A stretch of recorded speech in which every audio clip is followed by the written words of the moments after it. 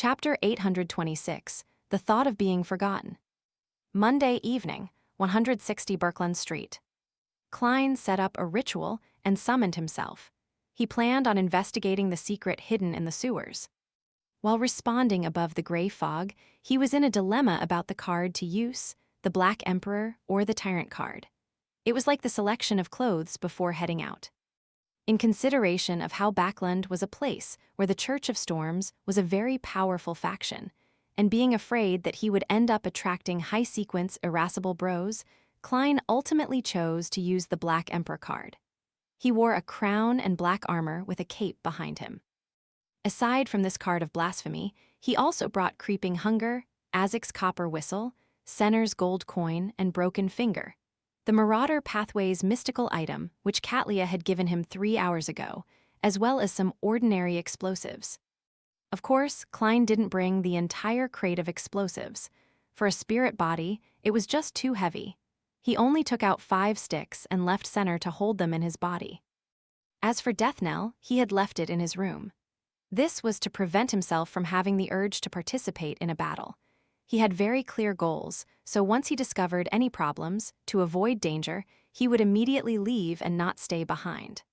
On the contrary, a powerful weapon would end up making him act bold, making him wish to probe deeper and resolve the matter by himself. This is Backland. It's best that I don't create too great a commotion. As for what's hidden in the sewers, I have no way of being clairvoyant about it. I can only divine whether it will be dangerous. Klein looked at the wall clock in his room, and he confirmed that there was another hour and a half before Hazel took action like she usually did. His figure suddenly vanished as he passed through the balcony's glass and flew into the streets before entering the sewers. In the dirty and humid environment, Klein took out a lone gold coin and made Wraith Senner appear in front of him with his dark red coat and old triangular hat. Following that, he handed over the tweezers that resembled 2 ground bone fingers to his marionette. Just holding it on him for a short period of time had nearly made him steal the sewer's manhole cover. Senner held Broken Finger and walked ahead.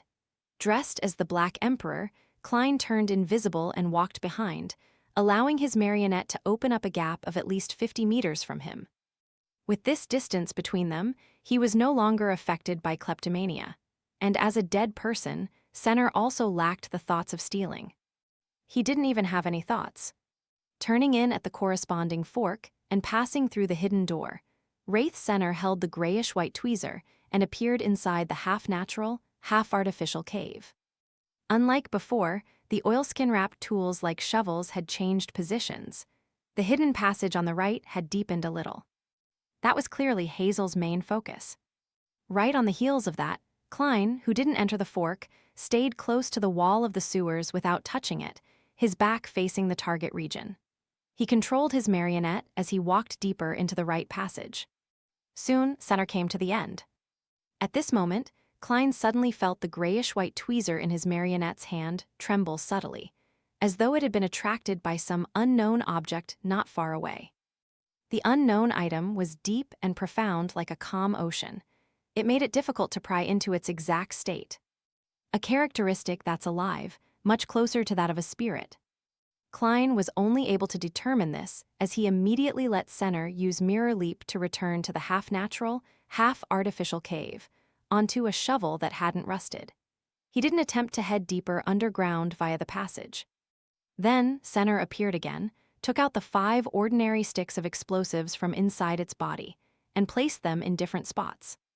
Every wraith was a demolition expert. After doing all of this, Senner's figure phased away, appearing on the surface of the gold coin in Klein's hand. As he stuffed the gold coin into his body, Klein raised his right hand, in preparation to snap his fingers and trigger the 5 sticks of explosives. His idea was very simple. It was to deliver an explosion of a suitable scale in order to destroy Hazel's hard work and traces. It would attract the Nighthawks and resolve everything. This way, regardless of what was hidden deep in the passage, it wouldn't bring him danger. In Backland, knowing how to ingeniously sound the alarm was more effective and safer than rashly attacking by himself. This was especially so when Klein wasn't capable of determining that the matter involved a demigod. I'm such a good citizen." As Klein gave a self-deprecating remark, he prepared to snap his fingers to ignite the explosives. Suddenly, his head swayed a little as he lowered his arm, as though nothing had happened. The cautious Klein immediately ended the summoning and returned above the gray fog. Then, he returned to the real world and entered his physical body. Just as he was about to busy himself to bring back Creeping Hunger, Senner's gold coin, and the other items from the mysterious space above the gray fog, he frowned slightly.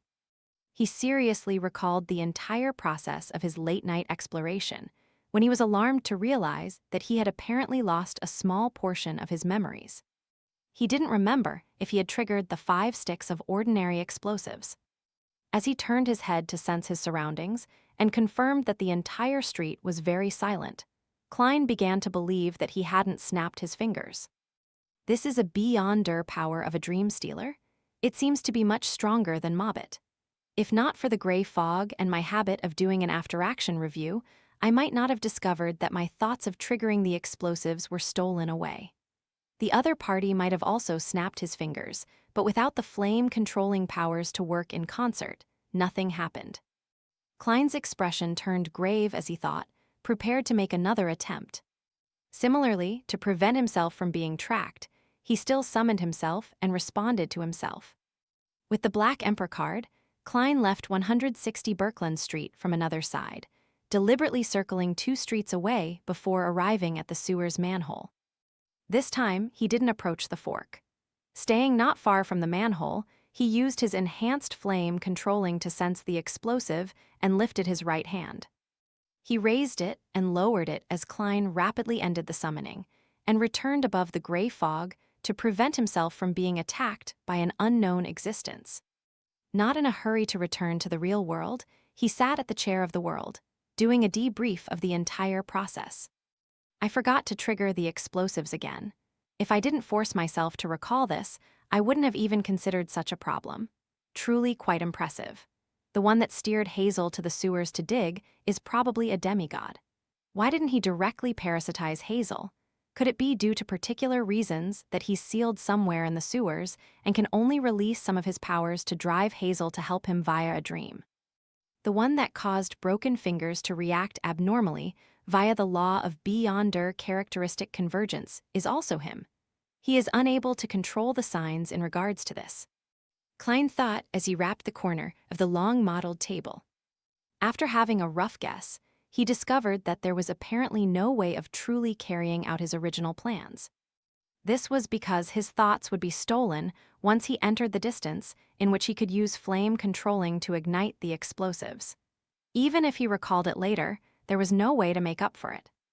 Considering how Hazel would be affected by her dream, Klein suspected that the limits to the person's powers didn't stop at the manhole. If he discovered that hero bandit Black Emperor was related to Dwayne Dance, then he would lose his corresponding thoughts and memories even while sleeping in his bedroom. However, he has no way of locking onto me by passing over the gray fog. Hess, does he think it's so easy to stop me from sounding the alarm? Klein thought as he cautiously summoned a paper figurine and used a tiny amount of the powers of the mysterious space above the gray fog. With the ritual that had yet been terminated, he conjured an angel and forcefully created an interference effect. After doing this, he carried the Black Emperor card and entered his bedroom with his door of summoning. Klein's new plan was to head to another street, find a random house, and borrow some pen and paper to write. At the end of the 6th left fork in the Birkeland Street sewers, there's a secret passage that's suspected to hide a demigod from the Marauder pathway or something similar. Then, with the image of Birkeland Street, he would plaster the piece of paper on St. Samuel Cathedral's entrance as a public notice. Of course, he would politely knock on the door to let the bishops inside sense it, to prevent ordinary people from first seeing it. At times, the most primitive methods are the most effective ones. Just as Klein was about to leave 160 Birkeland Street from another area, he suddenly felt a tremor as a deep rumble sounded from afar. It was ignited. The explosives were ignited. Who did it? Klein paused in surprise. It was definitely not done by him, as it couldn't have been delayed for so long. And previously, there wasn't anyone in the sewers. Even if there was someone, the thought of igniting the explosives would be stolen away. Unless a demigod happened to come, but how could it be this coincidental?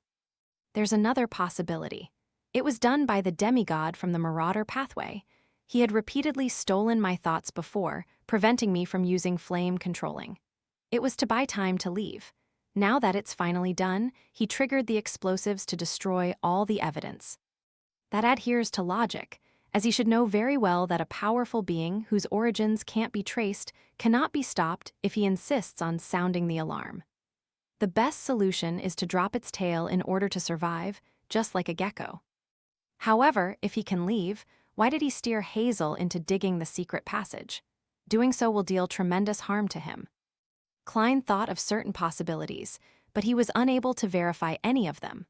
Furthermore, he was certain that the underground explosion was bound to have already attracted attention.